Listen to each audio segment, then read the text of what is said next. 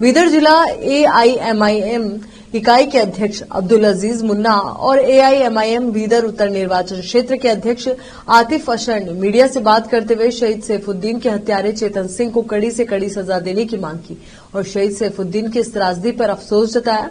बताते चले कि एआईएमआईएम प्रमुख और हैदराबाद के सांसद असदुद्दीन ओवैसी मामले पर लगातार आवाज उठाते आ रहे हैं।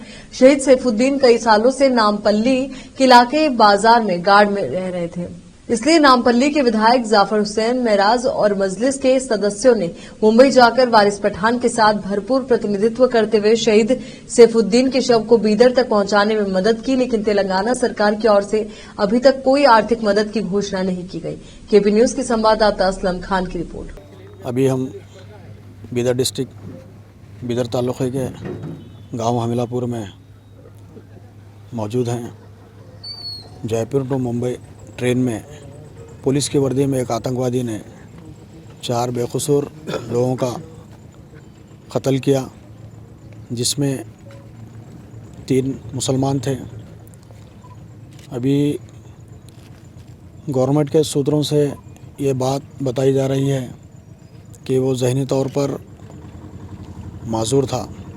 अगर ज़हनी तौर पर माजूर था तो उसको अपने ऑफिसर पे फायरिंग करके सिर्फ मुसलमानों को ढूंढ के चुन के मारने की ऐसी क्या जहन था उसका। अब रही बात अभी जो 3 मुसलमान शहीद हुए हैं, जिसमें हमारे बीदर हमीलापुर के सैयद सैफुद्दीन को अभी सुपुर्द खाक किया गया है, बड़े अफसोस का मुकाम है। ये भारत में पिछले 2014 से मुसलमानों को लेकर और मज़ाहिब को लेकर जो तासुब की सोच अवाम में बनाई जा रही है, जिस तरीक़े से महापंचायत के तौर पर गोली मारो बोलने पर मुल्ले काटे जाएंगे, ये तमाम चीज़ें जो है ना नेशनल मीडिया जो गोदी मीडिया है उनके ज़रिए लोगों के घरों तक बेडरूम तक ये नफ़रतें फैल रही हैं। उसी का नतीजा है सैयद सैफुद्दीन जैसे मासूम लोगों का कत्ल होना। इससे पहले भी ट्रेन में कत्ल किया गया मासूम मुसलमानों का। 2014 के बाद से भारत के हर स्टेट में मुस्लिम दलित माइनॉरिटीज़ के ऊपर जो जुल्म हो रहा है, ये सिर्फ़ और सिर्फ मोदी सरकार और गोदी मीडिया के झूठ फैलाने पर और नफ़रतें फैलाने पर हो रहा है। सर, अभी जो यहाँ कर्नाटक में कांग्रेस गवर्नमेंट ने 10 लाख देने का ऐलान किया है। आप ही के जो पड़ोसी स्टेट है तेलंगाना में, आप ही के वहाँ के एमएलए जो कि जाफर हुसैन है, उन्होंने अभी तक जो भी मेहनत की है अच्छी तरह से की है, मगर जो हुकूमत है वो ऐलान करने में इतना पीछे क्यों नज़र आ रही है, जबकि यहाँ जो शहीद हुए हैं वहीं पर किराए से रह रहे थे और वहीं पर उनका कारोबार था। देखिए, सैयद सैफुद्दीन पिछले 14 साल से तेलंगाना स्टेट हैदराबाद में हमारे एमएलए साहब की कॉन्स्टिट्यूंसी सैयद जाफर हुसैन मेराज साहब के कॉन्स्टिट्यूंसी में काम किया करते थे, वहीं पर मुक़ीम थे। जब सदर मजलिस को ये इत्तला मिली कि ट्रेन में इस तरीक़े से आतंकवादी टाइप पर हमला किया गया है, 3 मुसलमान और एक आरपीएफ का जवान शहीद हुआ है, तब बैरिस्टर असदुद्दीन ओवैसी सदर मजलिस इत्तेहादुल मुस्लिमीन ने जाफर हुसैन मेराज और मजलिस इत्तेहादुल मुस्लिमीन के ज़िम्मेदारों को नॉलेज में ये बात लाई। साथ ही साथ वहाँ से सैयद सैफुद्दीन के जो अफराद ख़ानदान थे उनको लेकर मुंबई गए। वहाँ पे जो भी कानूनी कार्रवाई है वो करके ऐलान किए हैं सैयद सैफुद्दीन को तेलंगाना गवर्नमेंट की तरफ से अच्छे से अच्छा मुआवजा, जिसका 5 करोड़ की मांग कर रहे हैं, वो दिया जाएगा। आज से जो है तेलंगाना असम्बली का सेशन भी स्टार्ट है, उसमें असम्बली में आवाज़ भी उठाई जाएगी। रही बात ये कर्नाटक गवर्नमेंट जो 10 लाख रुपए की बात कर रही है, देखिए बड़े अफसोस का मुकाम है। 4 दिन सैयद सैफुद्दीन की मैयत आने कर्नाटक, क्योंकि मुंबई को ऐसा 5000 किलोमीटर नहीं है बीदर से, 4 दिन लग जाते हैं। अफसोस इस बात का है, मेरी ज़बान या मेरी सोच कोई तासुब भरी नहीं है। साल भर पहले बीदर में जो है ना 4 लोग को यात्रा पे जाते हैं, हादसा हो जाता है। सेंट्रल गवर्नमेंट उनके शवों को, उनके बॉडियों को बाई प्लेन बीदर एयरपोर्ट लेकर आती है और पूरा एडमिनिस्ट्रेशन ठहर कर उनके अंतिम संस्कार में ठहरता है। यही सोच जो है ना हुकूमत की अवाम में अफरा तफरी फैला रही है। और कर्नाटक गवर्नमेंट जो 10 लाख का वायदा की है, अक्सर देखा जाता है कोई मेरा नॉन मुस्लिम भाई बिरादरान वतन कोई मामले में इंतकाल कर जाता है या कुछ हो जाता है, उनको लोगों को जो है ना 50-50 लाख 1-1 करोड़ दिए जाते हैं। ये ख़ासकर माइनॉरिटी और मुसलमानों के साथ तासुब भरी सोच चाहे जिस तरह से बीजेपी की है उसी तरह से कांग्रेस की भी है। 10 लाख रुपए देखिए, सैफुद्दीन के घर पे उनके 3 बच्चे हैं, मासूम है, जिनकी उम्र जो है ना 5 साल 3 साल 2 महीने के बच्चे हैं।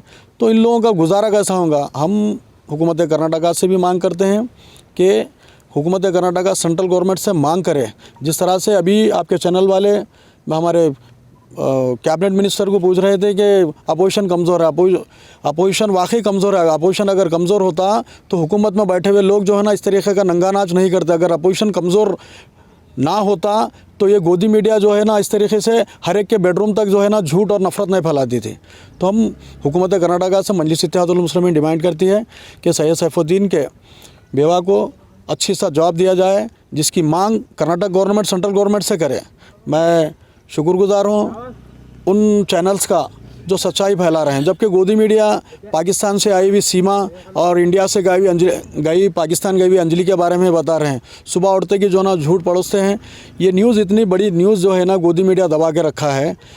हिंदुस्तानी नहीं, पूरे हिंदुस्तान और भारत के एक एक हिस्से में जो है ना ये न्यूज़ पहुंचनी चाहिए, और ये जो गोदी मीडिया और सेंट्रल गवर्नमेंट है उनका पर्दाफाश होना चाहिए। सर, केंद्र सरकार से कुछ मांग रहेगी आपकी? केंद्र सरकार से मेरे सदर आली जनाब अलहाज नकीब मिल्लत बैरिस्टर असदुद्दीन अवैसी साहब मांग किए हैं, और हमारे फ्लोर लीडर अकबरुद्दीन अवैसी साहब आज से तेलंगाना असम्बली सेशन स्टार्ट है, और सदर साहब हिदायत दिए हैं जाफ़र हुसैन मेहरा साहब को कि असम्बली में अकबर साहब और जाफ़र हुसैन मेहरा साहब आवाज़ उठाएंगे, और मजलिस इत्तेहादुल मुस्लिमीन हमेशा सैफुद्दीन साहब के परिवार के साथ जुड़े हुए रहेंगे, और उनको जो भी कानूनी मदद होती है और जो भी तेलंगाना गवर्नमेंट से जो भी औज़ुबिल्लाहिमिनश्शैतानिर्रजीम बिस्मिल्लाहिर्रहमानिर्रहीम। ये जो वाक़या पेश आया है जयपुर मुंबई एक्सप्रेस ट्रेन में, जहाँ पर एक आतंकवादी हमला हुआ है, जिस तरीके से अजमल कसाब ने ओपन फायरिंग की थी CST स्टेशंस वगैरह में, उसी तरीके से एक ये जो शख्स है RPF का जो कांस्टेबल है, इसने ओपन फायरिंग की है लोगों के ऊपर।